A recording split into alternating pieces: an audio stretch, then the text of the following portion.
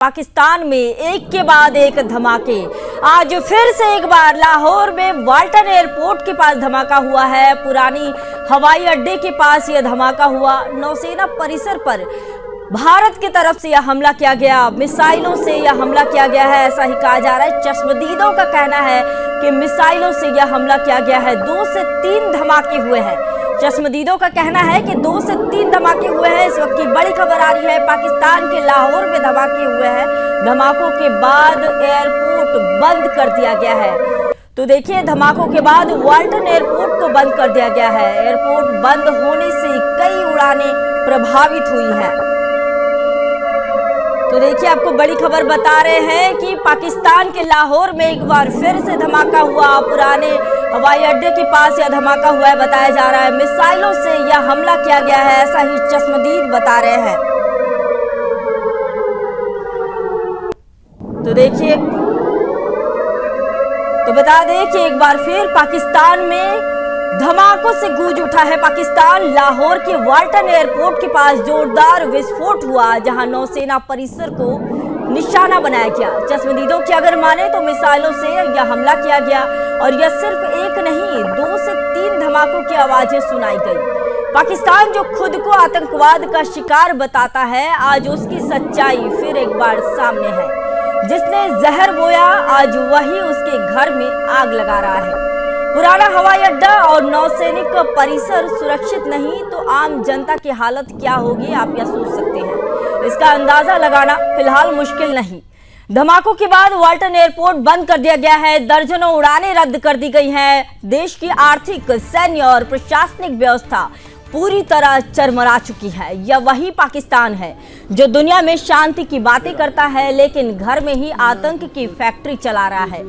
अब दुनिया को समझना होगा कि पाकिस्तान सिर्फ अस्थिर नहीं है, एक असफल और खतरनाक राष्ट्र बन चुका है।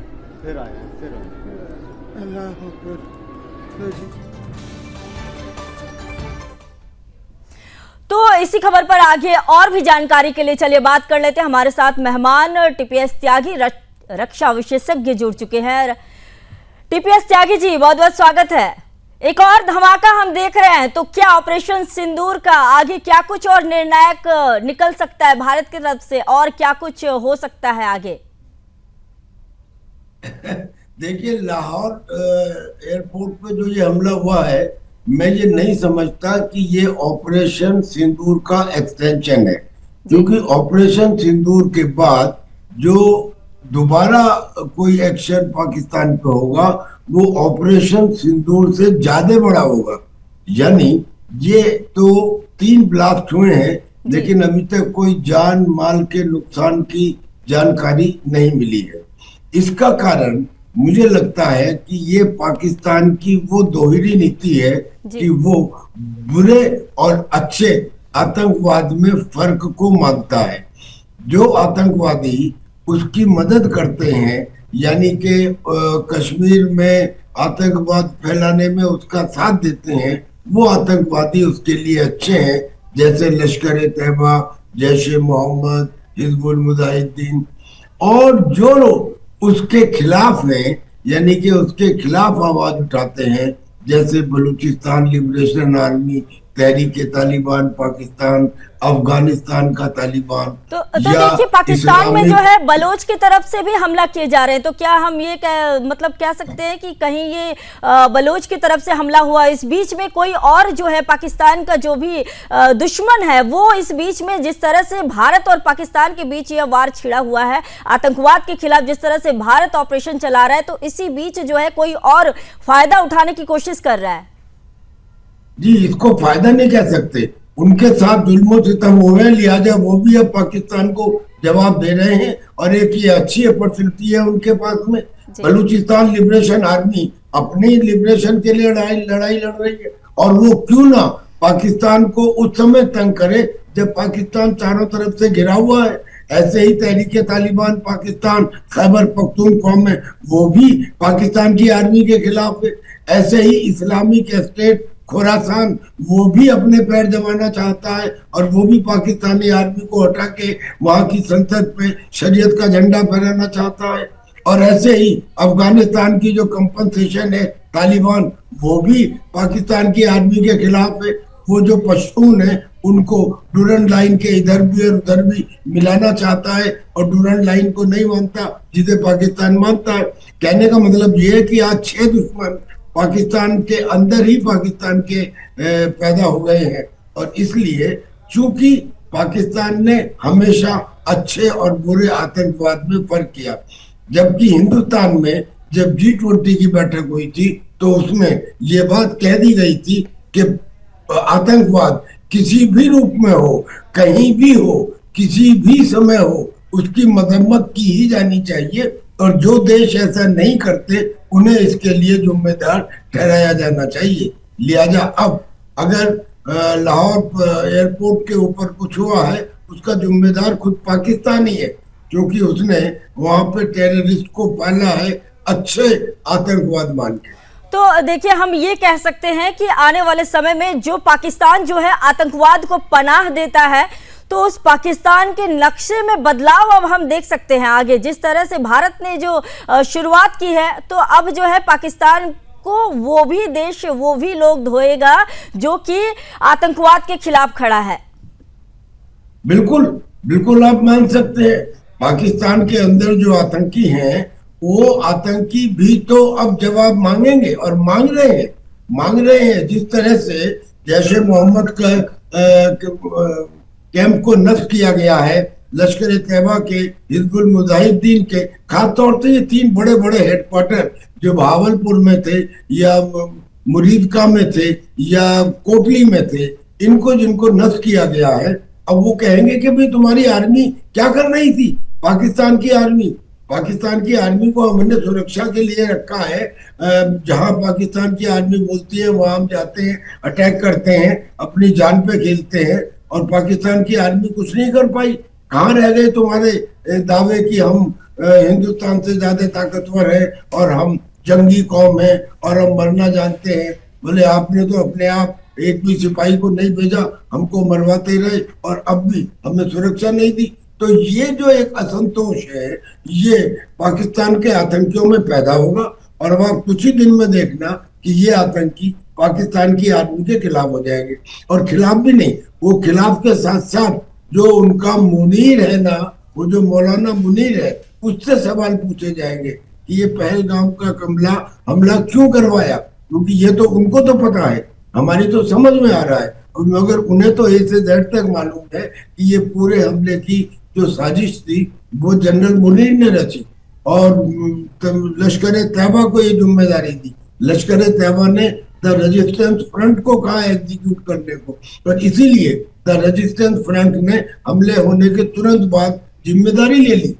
तो अब ये जो आतंकी हैं, ये पाकिस्तान की आर्मी की नाकामी क्या कि ऑपरेशन सिंदूर हो गया 25 मिनट के अंदर, 150 किलोमीटर अंदर, और केवल पीओके में नहीं बल्कि पाकिस्तान में, यानी कि line of control as well as international boundary को क्रॉस करके हिंदुस्तान ने इतने 9 आतंकी ठिकानों को नष्ट कर। भारत की तरफ से कोई भी धमाका नहीं किया गया है। ये उनके आपस के ही कोई ऐसे परमाणु होंगे जिसका परीक्षण करने के दौरान यह धमाका हुआ हो, या फिर ड्रोन से धमाके हुए हैं। जैसा कि देखिए, एक और खबर सामने आ रही थी कि बलूचिस्तान की तरफ से, बलूचियों की तरफ से भी जो है हमला पाकिस्तान पर किया जा रहा है। तो चलिए आगे जो है खबरों का सिलसिला जारी रखते हैं और आपको बता दें कि हमारे साथ जो है रक्षा विशेषज्ञ भी जुड़े हुए हैं। आइए उनसे जानते हैं। तो देखिए, मेरा सवाल एक बार फिर से आपके पास यही है जी, ये बताइए कि जो ऑपरेशन सिंदूर जो भारत ने तैयार किया है, तो इसकी जो है भारत सरकार की मंशा क्या है, आगे क्या कुछ और निर्णायक हम देख सकते हैं। जैसा कि देखिए, अभी पाकिस्तान में जो है जिस तरह से अफरा तफरी का माहौल है, जिस तरह से पाकिस्तान से जो कल भी हमने तस्वीरें देखी जहां यह देखा जा रहा था कि किस तरह से आतंकवादियों के जनाजे पर जो है वहां की सेना जो है वो आंसू बहा रही है, जो कि पाकिस्तान में हम लगातार देखते आए हैं कि आतंकियों को पनाह दिया जाता है। तो हम जो भारत जो है ऑपरेशन सिंदूर जो कर रही है, तो इस पर क्या कुछ निर्णायक और निकल सकता है और क्या कुछ आगे हमें देखने को मिलेगा? देखिए, ऑपरेशन सिंदूर को जो करना था वो उन्होंने 100% प्रिसीजन के साथ कर दिया।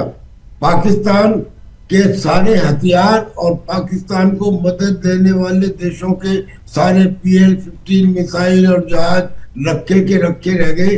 JF-17 और F-16 कुछ नहीं कर पाए, बल्कि एक JF-17 को तो मार भी गिराया गया हिंदुस्तान की फोर्सेस के द्वारा।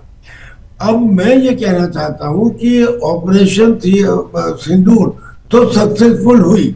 आगे हमने कह दिया है कि अगर पाकिस्तान ने कोई भी उकसावे वाली कार्रवाई की तो फिर उसका जवाब और 50 गुना ताकत के साथ दिया जाएगा।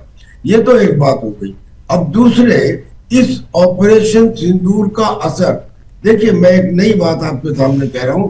इसका असर ये होगा कि चूंकि पाकिस्तान अच्छे और बुरे आतंकवाद में फर्क करता रहा और वो जैसे मोहम्मद और लश्कर तैयबा और हिजबुल मुजाहिदीन के आतंकियों को अच्छा समझता रहा, औरों को बुरा समझता रहा। अब ये जो अच्छे आतंकी थे, ये जिनके ऊपर ऑपरेशन सिंदूर में हमला किया गया है, अब ये सवाल पूछ रहे हैं। अब ये कह रहे हैं कि कहां गई पाकिस्तान की आर्मी? हमने तुम्हारे कहने के ऊपर आतंकवाद फैलाया, हमने अपनी जान गंवाई और आपने हमारी सुरक्षा नहीं की। आप पाकिस्तान की आर्मी ऑपरेशन सिंदूर में हिंदुस्तान के अटैक से हमारी सुरक्षा क्यों नहीं कर पाई? और जब वो ये सवाल पूछेंगे तो बहुत मुमकिन है कि यही आतंकी जिनको पाकिस्तान अच्छा आतंकी मानता है, अब ये पाकिस्तान के खिलाफ हो गए हो। अरे एक परिवार के 14 लोग मर गए, क्या उसको गुस्सा नहीं आएगा? और जैसे गुस्सा आएगा उसे किस पे गुस्सा आएगा? उसे उसके ऊपर आएगा जिसने उसका इस्तेमाल किया। और ये पाकिस्तान के चरित्र को वहां के आतंकी भी जानते हैं कि पाकिस्तान का ISI आतंकियों को तभी तक इस्तेमाल करती है जब तक उनकी उपयोगिता होती है, और उपयोगिता खत्म होने के बाद उनको वो खत्म करवा देती है। ओसामा बिन लादेन के साथ भी ऐसा हुआ, अल जवाहिरी के साथ भी ऐसा हुआ, हाफिज सईद के कुछ अल कताल के साथ भी ऐसा हुआ, अब्दुल रहमान के साथ भी ऐसा हुआ। 20-25 ऐसे आतंकी हैं जो पाकिस्तान में मारे गए और वो अज्ञात बंदूकधारी है और मार गए। ऐसा कैसे होता है? This is all because the ISI is behind it. तो ये ISI के लिए खतरे की घंटी है कि जिनको वो अच्छा आतंकी मानती है, आज हो सकता है वही आतंकी उसके खिलाफ हो गए। TPS त्यागी जी, एक और सवाल मैं करना चाहूंगी, जिसमें देखिए कल एक जो है ट्वीट जो है मनोज नरवणे जी का वायरल हो रहा था, जिसमें उन्होंने कहा था कि पिक्चर अभी बाकी है। तो भारत की तरफ से पिक्चर अभी बाकी है, ऐसा वो कहना चाह रहे थे। तो क्या लगता है, पिक्चर अभी और क्या कुछ पाकिस्तान को दिखाएगा भारत? आपको मालूम है ना, मूसलाधार बारिश होने से पहले बूंदाबांदी होती है ना। तो अभी तो ये बूंदाबांदी है जो ऑपरेशन सिंदूर है, इसे आप बूंदाबांदी समझिए, इसको आप फर्स्ट फेज समझिए।